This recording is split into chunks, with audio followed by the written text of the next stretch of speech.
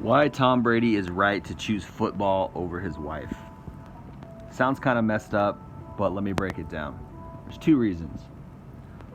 The first reason, the first main reason, most of all, is that women can come and go, right? Women are transient. Just like money can come and go too.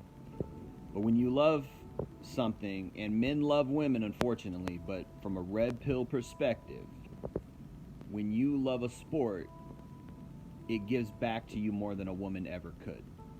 Just like a man loves the weight room, just like a man loves his car, just like a man loves sports or whatever, right? His hobby gives back to him constantly. With women are an investment. Women give back to you, yes, but they don't give back to you in such a unique way that you could never replace them. Okay? And I'm saying that coming from a background of wanting true love, believing in true love growing up, right? Thinking that, oh, someday I'm going to meet the love of my life and it's just going to be amazing and she's going to be the best thing ever, blah, blah, blah. Fast forward 10, 15 years, learning female nature, realizing that probably doesn't exist. Realizing that these women out here are, everything we know about female nature, right? That's the first reason, right? The hobby, the love, even though that's an inanimate thing per se, right? It's always giving back to you, right? I think it was, I forget that guy's name. Henry Rollins. Henry Rollins is a weightlifter, and he said, you could go outside and get told you're a god. You could go outside and get told, I'm paraphrasing. I'm probably butchering this quote, but he said you could go outside and get told you're a god. You could go outside and get told you're a total piece of crap. But 60 pounds is always 60 pounds, right? Meaning the weights never lie. They're not, pumping up, gassing up your brain, not your brain, your ego, to make you think you're great, and they're not trying to tear you down either. It's just always 60 pounds, and there's wisdom in that, because it always gives back. That's why guys love sports. That's why guys love hobbies, because they always give back, right? A woman is up and down. Her love is transient. She loves you one minute, she loves you the next minute. This woman wants to leave this man who is an incredible athlete. Is he 45 or 46 now? I think he's 45. I want to say he's 44 or 45. That's insane, to be a top-level quarterback playing against guys half your age and beating them, winning a Super Bowl 2 years ago. Insane. Absolutely insane. And this woman wants him to stay at home. Now, you could argue that she has a right to say that, but come on. First of all, it's Tom Brady. He's not just some average player who's like, out here, getting concussions, or like, I mean, he could get a concussion. I hope not. Knock on wood, right? I hope the man stays healthy and safe. And maybe that's part of her reasoning. She doesn't want him to get injured. But if you look at a woman who's gonna divorce one of the greatest athletes of all time because he won't stay home, that's not a good woman. Sorry, and it sucks that he married her, but this is what she's a model. She's probably got a narcissist ego, Jezebel spirit, like all these women do out here, right? It's all about her, solipsism, me, narcissism, right? So that's the first thing. The second thing is, this is a red flag. The fact that she would make this thing public, the fact that she would. Now there's a lot of women out there who just be quiet and they just hide behind their man. Like Prince William's. I think it's Prince William. The balding one, not the redhead, but the balding one. His Kate Middleton, I think is her name. She's just quiet. We don't hear from her. She's not like Henry's. I think his name is Henry. What's his name? The redheaded one. Anyway, I think it's Henry. I forget her name. His new wife. Out here literally breaking up this dude's heritage. He got disowned. He didn't get invited to be a pallbearer or something at the Queen's ceremony, her funeral ceremony or whatever. He wasn't able to be with he wasn't a part of the royals. That's how much she ruined this dude's life. And they act like, oh, it's this conspiracy, they're against her, and blah. It's like, this is what a woman can tear down your empire if you let her. This is why it's so important to vet your women. And I'm not saying Tom Brady didn't. I don't know what Gisele's thing is going on. I never even thought she was that beautiful. She's kind of average looking to me. But I guess he loves her. But that's the second thing, is it's a big red flag. It probably means that she thinks in her mind she's got a significant amount of control, or she should have a significant amount of control over the relationship. This is a woman who's probably in her 40s or late 30s, not sure exactly her age, who's still thinking like a child, who still thinks she can throw a fit to get her way. She's threatening divorce to get her way. Now maybe Tom Brady's going to have to take the red pill. I don't know, but he, we can all learn from this. She is, in effect, throwing a childish fit to get him to quit his greatest of all time career. He's the greatest quarterback of all time. I can't think of any quarterback greater than him.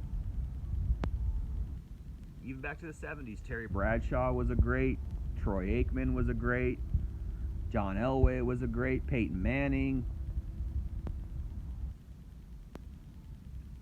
What's the guy who played for Joe Montana, played for the 49ers. I mean, the list goes on. There's greats out there, but I can't think of anybody better than Tom Brady. You might not like his game. He's kind of boring.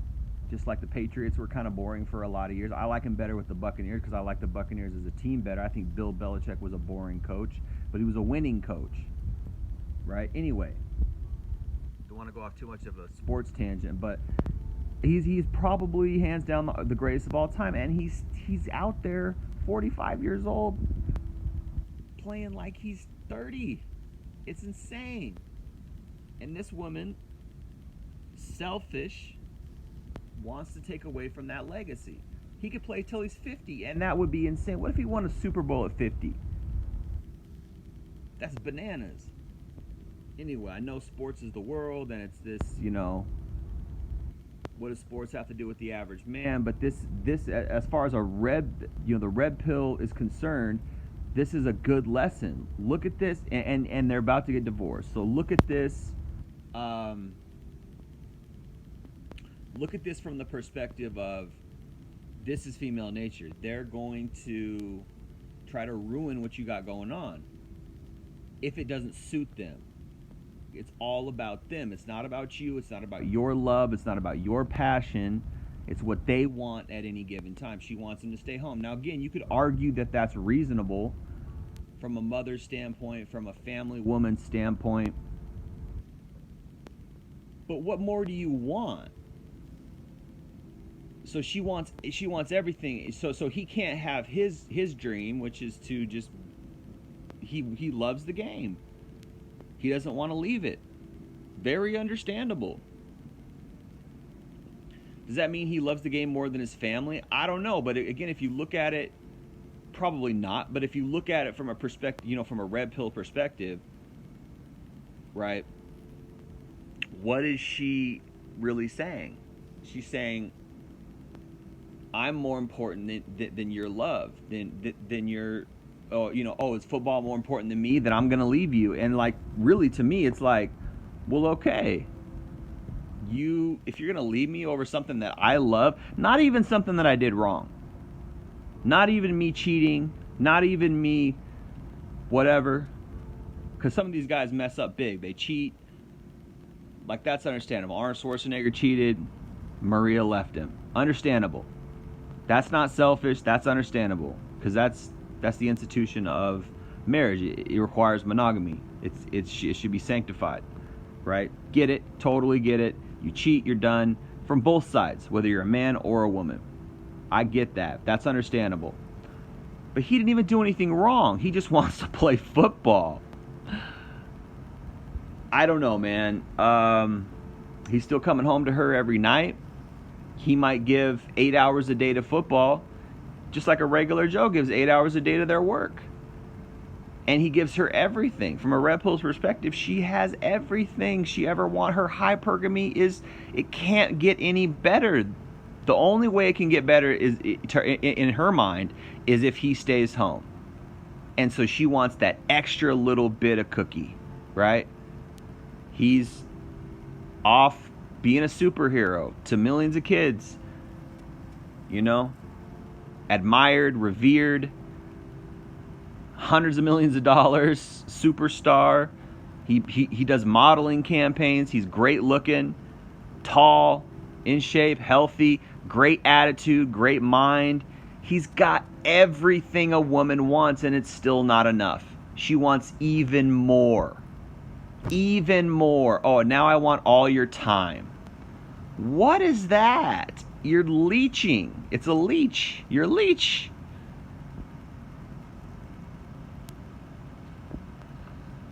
Pretty crazy, man. Pretty crazy. Does female nature ever have any satisfaction? Is it ever satisfied? Is it ever just at rest? Thank you, God, for giving me this wonderful man. Right? Can they just be thankful? There's women out here who don't even have a man. There's women out here who have an abusive man. There's women out here who have an unemployed man. There's women out here who have have children with an absent father. Totally absent. Their dad's a superhero, still at 45. And it's not enough. She wants him to retire and come home. To the point where she's going to divorce him. Now, look, I could get it. Okay, you want him to come home and he's not doing it and you're upset about that. Understandable. Makes sense. That's a tough call. It's the man you love, right? But to the point where you're going to divorce him, and that makes me, from a red pill perspective, that makes me question the genuineness of her love at all. If you're going to leave a dude, he didn't even do anything wrong, and you're going to leave him? No, man. That ain't, nah. Lot to learn, man. Take the red pill. Stay safe, guys. Jay Lee, Northwest Podcast. Peace.